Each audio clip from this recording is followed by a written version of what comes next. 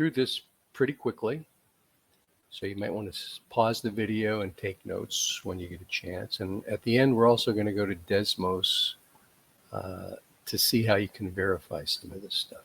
So here's the original function. I used f instead of p.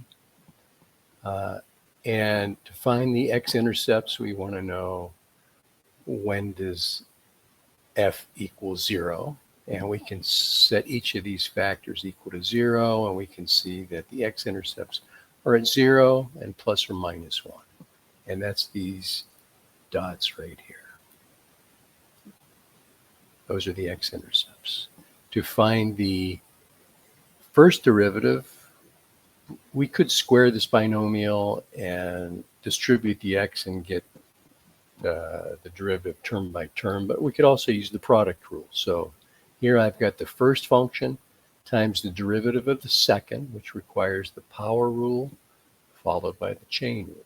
So I reduced this exponent by 1, and then here's the chain rule, plus the second function times the derivative of the first. And when we collect or multiply and simplify some factors here, we can see that there's an x squared minus 1 in each of these terms. If I factor out that x squared minus 1, I get, after simplification, 5x squared minus 1 equals 0. We can already see that x equals plus or minus 1 is what's called a stationary.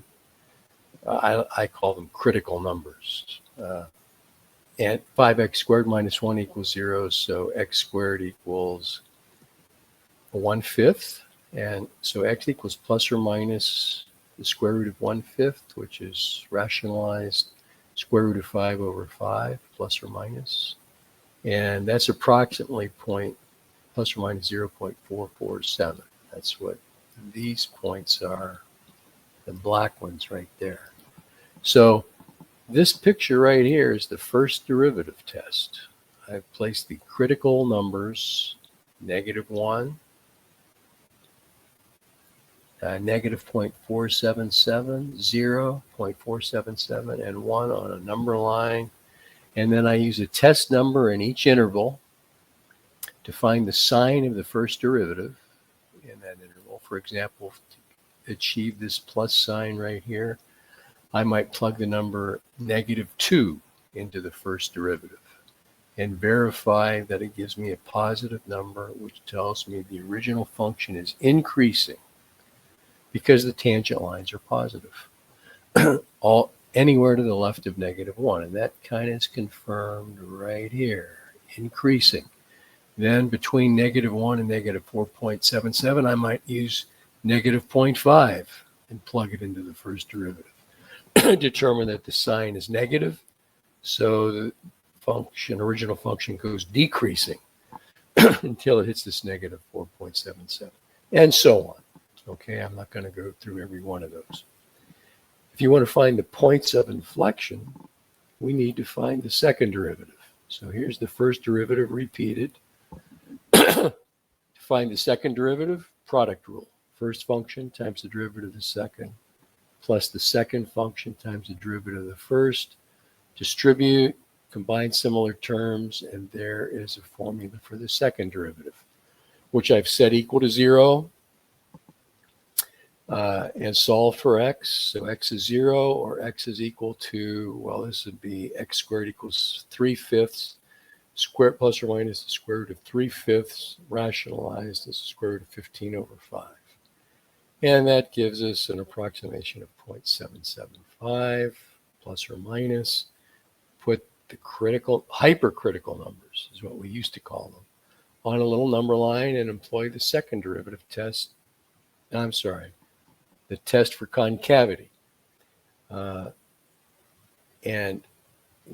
pick a test number to the left of -7. No, this is -7.55. To the left of -7.55, like -1, plug it in the first derivative. We find out it's negative. That means the tangent lines are decreasing in slope, or the original function is concave down. I think negative, frown. Here, we might try negative 0.5, concave up, concave down, concave up. Okay, so I'm going to share my screen, go to Desmos real quick. Here I've graphed the original function. There it is. I've also used the Desmos derivative operator to find the derivative of f of x, which is there.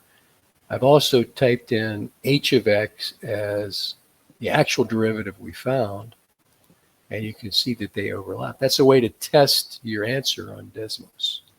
Okay, so there's the first derivative. There's the original function. There are the x-intercepts. Here are the points of inflection. See how the relative maximum and minimums. I should put zero. I should put the -1. F of -1 is also relative maximums and minimums, but 0, 0 is not included. And now here are the inflection points in red. That's where the concavity changes. So concave down, concave up, concave down, concave up. Okay, so there's actually 1, 2, 3 points of inflection. Okay, there you go. Hope that helped. If you have any questions, post a comment.